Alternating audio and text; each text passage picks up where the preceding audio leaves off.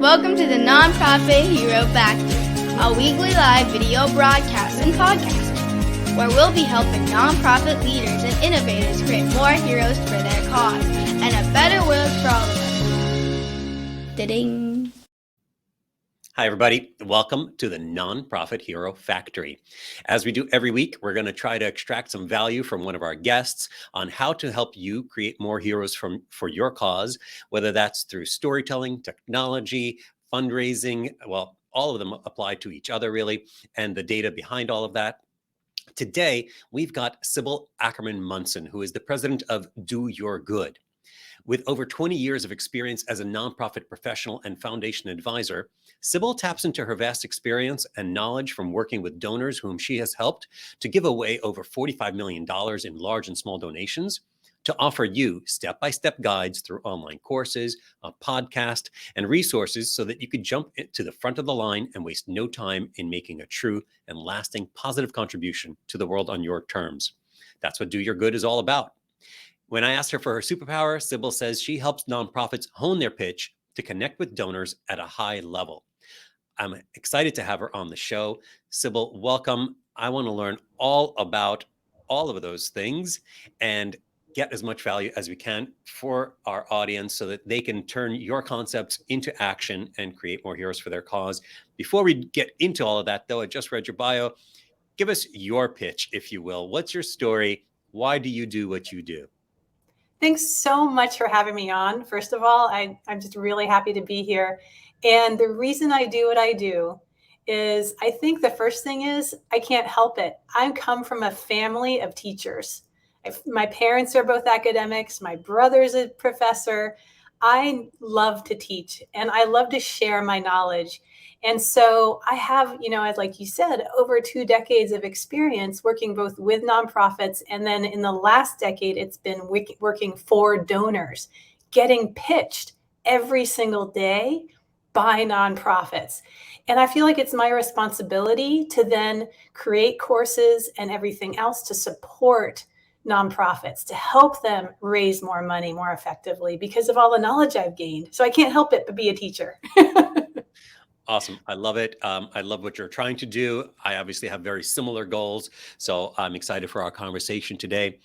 Let me start, as I do most stories, with what does the world look like today and what might be wrong with that world? Oh my gosh. We're living in a post-truth society. It's really hard. How do you figure out what's right, correct in your own mind, but that's to help change the world, to help make a big difference? And what I notice in the nonprofit sector is that there's good people doing good work all the time. And how do they rise above the noise and make sure that people who want to donate money know the truth, the true truth to what those nonprofits are trying to do? And that's what I want to help do. And hopefully we can talk about that today. I hope so, because otherwise, what's the point of doing any of this? I know. That's the whole point, is to help all these amazing people do good works in the world. So talk to me about that then. What is happening when nonprofits are talking to donors? How are they currently talking to them? And what's working and what's not? Yeah, let's talk about that. So what's not working, and then I'll go into what's working. What's not working is when nonprofit folks come to donors and they say, because we're doing such good work, you just should give us money. Doesn't work. It just doesn't. What does work is when the nonprofits come to donors with a certain amount of empathy and understanding about where the donor is coming from. The donors that I work for want to give away money. They want to support you in the nonprofit world, and they want to make a difference with that money. The trick is, as a nonprofit person, to be able to come and talk to the people I work with and to me myself, because I'm wanting to give you support, and approach me in a way that really addresses the kind of donor that I am. And in my many years of experience working with donors, I see that there's 3 distinctive kinds of donors. And if you know the kind of donor you're approaching, you can raise money. If you approach the wrong donor the wrong way, then you will leave money on the table and you'll lose them at hello. So we can talk about those 3 different types of donors in a minute if you'd like, but definitely ask me if I didn't get into anything else first. No, I think that's absolutely critical. And talking to people like their people, and getting to know them and what they're all about, and really understanding what their capacity is and what their interests are. Definitely want to get into all that. You said that you'd mentioned what's not working and what is working today. So what is working? What is a positive thing that you're seeing out there? Well, what I'm really seeing, especially in this time of COVID, and what's really working well, is that in the beginning, when we had the shutdowns, a lot of the nonprofits were very worried about what would happen with their donors. And what worked really well and what is working really well is that a lot of the nonprofits that I've worked with, they've created and they have a really good reserve fund. And they were able to articulate the fact that they have that reserve fund to be able to support their staff and other folks, even in this time of adversity. They've been able to leverage that by saying, look, we are still around and we're still strong. So donors, you need to give us even more support in this time of adversity. And they're succeeding in ways I don't think they ever thought they would. In the beginning, with the folks I worked with or helped give contributions to, they were very worried. They were sort of scaling back a little bit. And then they started realizing, wow, we can do a lot of things on Zoom and on the internet, and we can really bring more people in. And if we're a little bit more cautious and then use our reserve fund, then this is the time that we do it, then we can show our donors how much stronger we are. And they've had amazing positive responses from the folks that I work with by approaching it that way. Nonprofits that don't approach it that way, that instead came to me with doom and gloom messages and negative messages, and I'm not sure how we're going to keep it together, they actually didn't really keep it together. They weren't able to reap the windfalls that some of the other nonprofits were able to do by thinking positively, talking positively, and using their resources in a really good way. So focusing on the potential and then asking for support to reach that potential works better. And I guess this makes sense than saying, hey, everything is terrible. Can you save us, basically? Exactly. And I have a feeling your listeners are saying, but of course, we never do that. We never talk about the negative, talk about the positive, but it actually isn't true. A lot of times, especially when it's so dire and so hard, like with the COVID situation we've been in, it's easy for executive directors and other folks to get into that negative mindset.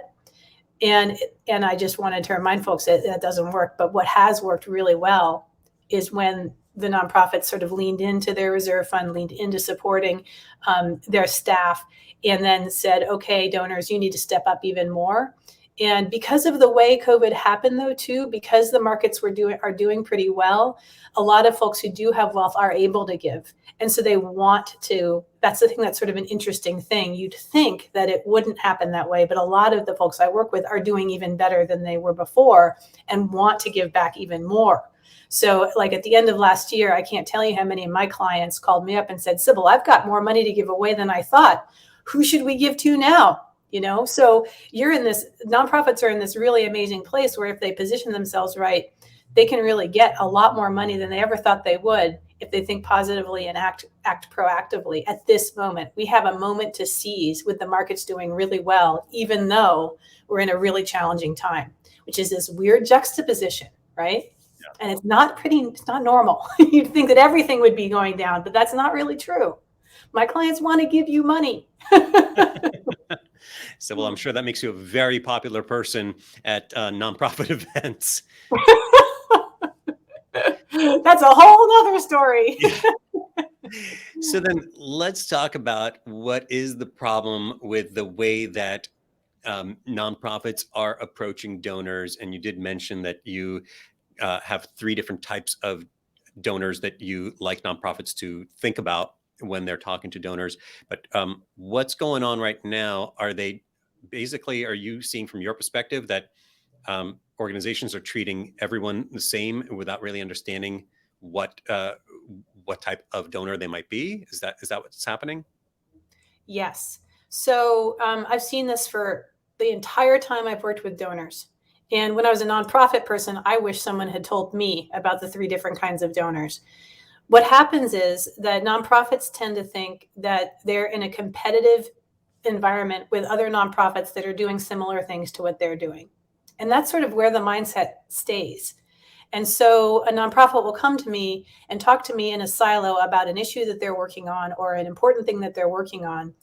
But me, as a person who works with donors, I'm probably funding 5 or 6 groups that are doing similar things to what they are. And I don't think of it as a competitive thing. I think, oh my gosh, the donor I work for cares about forests.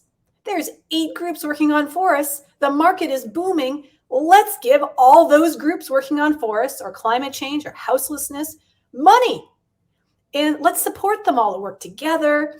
And one of those groups is not going to get all the money because the donor wants to support a community of organizations. So that is a common mistake that I see happen a lot of times, where a nonprofit will talk to me in a silo and not talk about the collaborations happening. And if they do that, what happens is then I'll start hearing different stories from different nonprofits. It'll make that particular issue look like it's small. People are petty. People usually are saying things that are different, that don't make sense. And the donor wants to work in community, and there are a lot of cool things going on out there. They'll just fund a different thing where there's a lot of nonprofits working well together in that different issue. So that's an important thing I just wanted to bring up. And I know you want to, let's get to the 3 different types of donors, because there's a real strategy too, in addition to not thinking of yourself in the nonprofit world as a competitor with your other folks, but rather a collaborator. Then let's talk about how to leverage that ideal of being a collaborator with the different types of donors that are thinking about how to fund things in the world. I'm in. Let's do it. All right. Well, what are these 3 types of donors, and why does it matter? Okay. So the 3 types of donors are, there's a sustainer kind of donor, a campaigner kind of donor, and a launcher kind of donor. A sustainer donor is a donor who just loves your nonprofit. They want to fund you as a nonprofit year after year. They go on your outings, or they're on your board. They love the community. Their kids are volunteering for your organization. They're in, like Flynn. Every year they're going to give you money. They're going to sponsor a table at your big gala. They're great. Okay. Those are the kind of donors I find that nonprofits tend to think everybody should be and is. So a lot of times a nonprofit will approach me in a way that a sustainer donor is. They'll say, hey, you should come to my annual meeting and our outings and do all these things with us. And aren't we great? Good to have a sustainer donor base. Okay.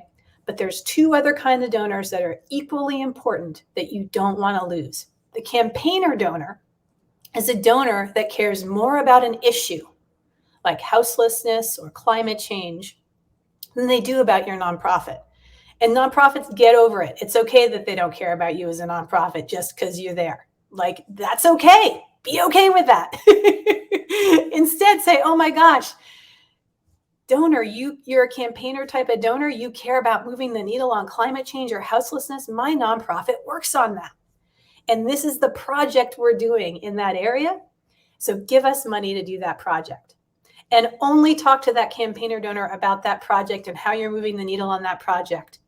And that's where this collaboration thing is so cool too, because you can say, if you're working on a project, I am so certain that you're not doing it alone, that you're probably working with 6 or 7 other nonprofits that are experts in that particular area as well.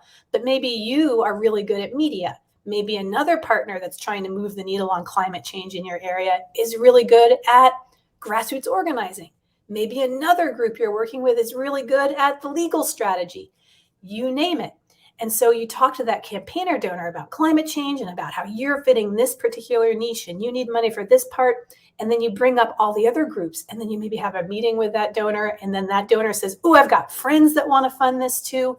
And so what happens is you create this great thing that happens with all these different folks that come together. When that works well, and when the nonprofit knows how to use that and knows they're talking to a campaigner donor, they can raise so much more money. If they don't, they actually raise $0 if they come in. So I've really seen it like that. And then I want to talk about the launcher donor, who is similar to a campaigner donor in the sense that a launcher donor cares about an issue more than they do the nonprofit itself. They care about moving the needle on an issue. But where they really get excited is they want to fill a gap in that issue.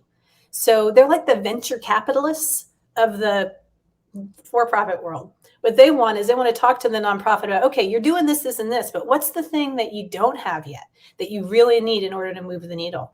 And most nonprofits know that. They're like, we're really good at this, this, and this, but darn, if we just had more resources and money to do this thing, we could really make it happen. Too many times I see nonprofits focus so much on their own budgets and on what they can get done within a certain context that they fail to think about what's that gap, and maybe there's a launcher donor out there who wouldn't fund all the regular work, but would definitely fund the gap.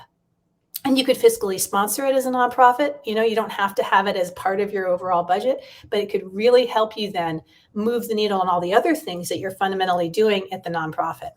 So that's why I divided it up into those 3 key areas. And what I recommend to nonprofits that they do is, first, they sort of survey their current donors to find out, sort of do an audit to find out what type of donor they are. Because you might find that there's somebody who you thought was a sustainer donor, but actually also might be interested in moving the needle on a particular issue. So then you can actually approach them for a project too, and you might even get more money and support from them. So those are the kind of things that are really fun. I love talking about this, so I should stop and see if you have questions. Because I get on a roll. Yeah, no, you're clearly passionate about it, and I love it. Where did these terms come from? Are these terms that you created, or are these some sort of, you created them? Okay, awesome. So I talk a lot about storytelling and about avatars specifically. Just, you know, every story needs a hero, and all heroes are not created equal. They're not equal by design, not equal by intention. And oftentimes a nonprofit will think that they only have one avatar, and that's the donor. And what I'd like to break down for them is there's a lot of avatars, not just donors, but there's also within donors different avatars. And you're breaking them into categories that I actually hadn't really thought about before.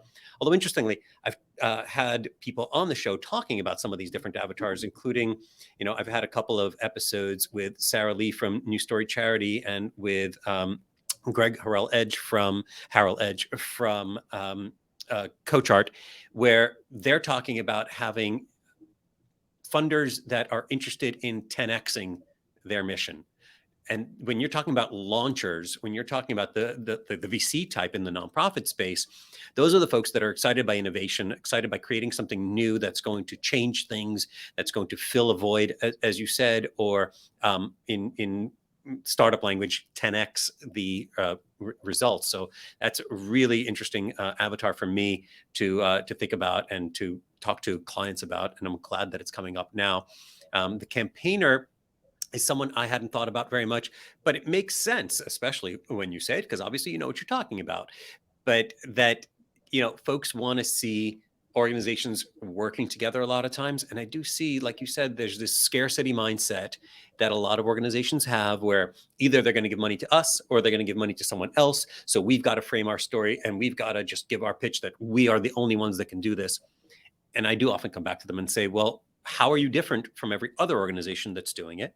And if you're not the best, why aren't you collaborating with the best, or, you know, ceding that ground to them and working together, of course, as a bigger community? So I really like that I didn't know actually that there are donors that prefer that type of interaction, that type of organizational effort. Yes, and it's I love this conversation, because the other thing that's really you know, if a nonprofit that does this well, they can really unlock quite a lot of funding, and they also can support not only them but their partner nonprofits. So once the nonprofits, like, a light bulb goes on and they realize that too, it supports them in working better together too. Yeah. And the other thing is that if you know that you are working with a campaigner or a launcher donor, especially a campaigner donor, the other thing that really works well is if you create, so let's say you're doing a campaign on something with a bunch of folks trying to move the needle on an issue you care about, you can proactively organize funder briefings. And you in the nonprofit community can do that but you talk with like 2 or 3 of the donors that you know are super into it, and have the donors co-sponsor it with you. A lot of times, as part of that limiting mindset, the nonprofits feel like, oh, we have our donors, we sort of own our donors, we guard our lists so carefully. This is a much more open way of doing it. But what happens when I've been engaged in this, and I work in partnership with my nonprofits, I shouldn't say mine, they're not my nonprofits, I just have ownership over loving what they do. I literally was on the phone with one of my favorite grantees the other day, and we're co-creating a funder nonprofit briefing where I know my clients and the donors are going to want to come and just hear informally from 2 or 3 or 4 of the leading nonprofits working on a particular issue. And I've been really clear with everyone, let's not make it like all this formal slideshows and things. Let's have a conversation. So that also gets donors know they're in the room to give money. I mean, they know it and they're okay with that. That's what they want. That's their role. But having those kind of conversations planned is really helpful. Donors shouldn't be in the back room strategic meetings. That's fine. But you want to proactively, as a nonprofit, if you're doing a campaign, really when there's going to be some major decisions, not only think about the major decision in the terms of grassroots or policy or other things, also say, okay, we know we're going to have a major decision in June. So let's plan a briefing and a conversation with the donors that are funding this campaign in July, right afterwards. And then maybe let's plan one in September when there's another decision that's going to happen. And that you'd be surprised at how many times that doesn't happen with the funders. I have to ask the nonprofits, when are these decisions? Should we do it? I shouldn't be asking. You all can think about it in the nonprofit world and have it as part of the conversation. I think it doesn't happen unless, like, for example, I ask right now because of this competitive mindset, right? So if like one nonprofit says, let's have a funder briefing, the others might say, oh, well, what are they just going to try to get all the money or blah, blah, blah. And so sometimes a donor has to come in and say it. But I feel like I'd love this idealistic world in the future where I'm pushing the nonprofits to do that proactively, because then it puts it into their hands, not the donors' hands, about who they want to invite and where they want to go with it. But those are some little tips that I have for how to really engage donors in a way where you can magnify the amount of money you're getting from them. And again, donors are okay for you to, they want to give money. They're like, we understand that we're here because we can give you money.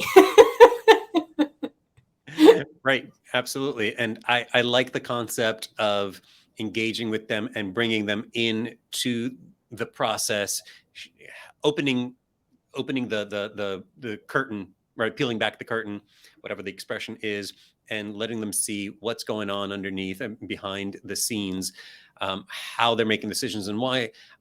I actually think the more you can even give them some sort of agency and ask them for their input, the more committed they're going to be, the more invested they're going to be as well. I've talked about this on the show many times already, but the more someone gives of their opinion, the more ownership feel over something, the more invested they become, and the more likely they are to keep supporting it because they are literally invested in the project at that point.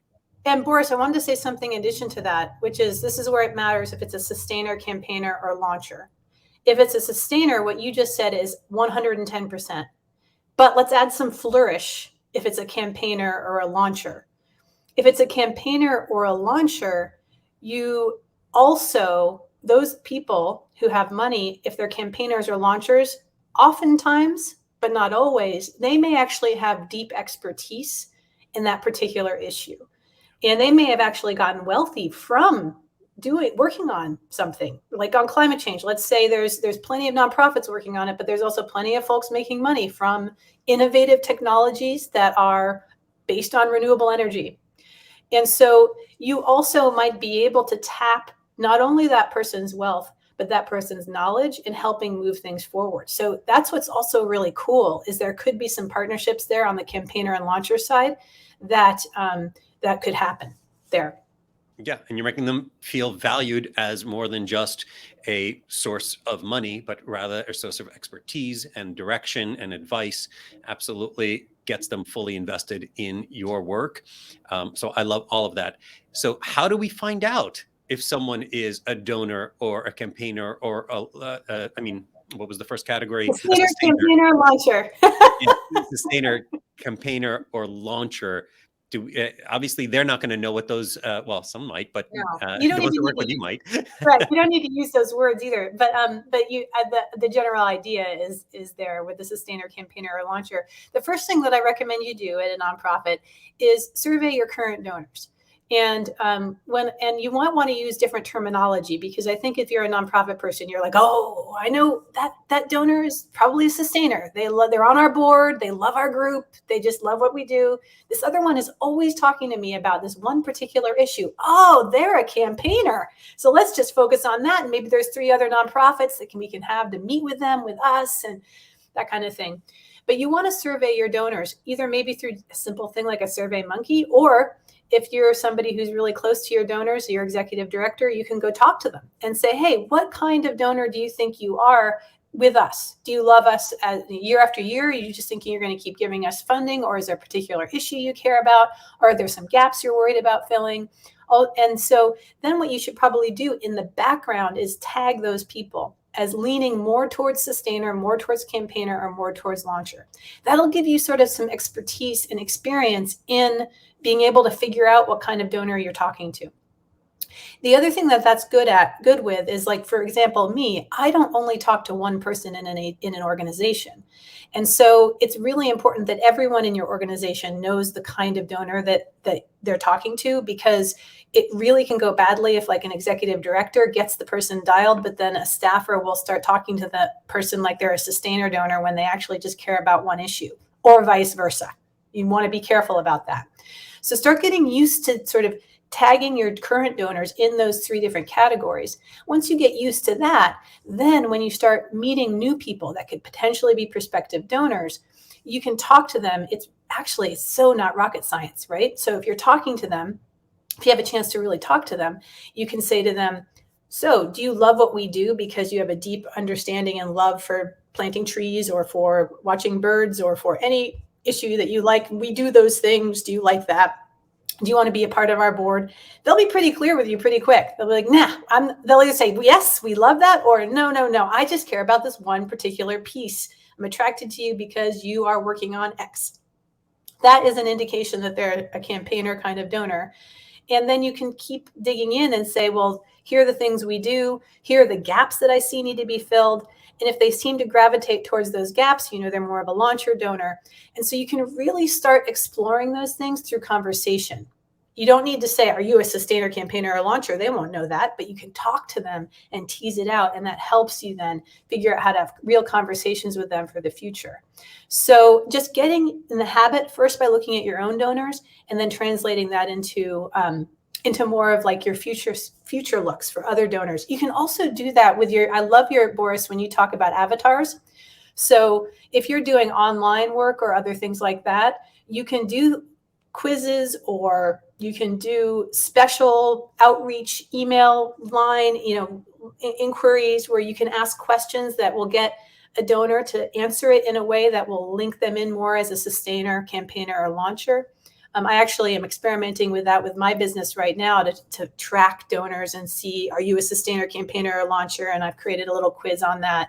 So those are the kind of things you can do that are creative online, to then be able to make sure that when you're approaching them through email and other things, you're also approaching them in a way that will make them say, hello, we want to support you, rather than, what, this group's planting a bunch of trees. I don't care, if you're a campaigner, I don't care about that. I care about, old growth forests or something. I always use environmental examples because that's where my expertise lies, but you name it.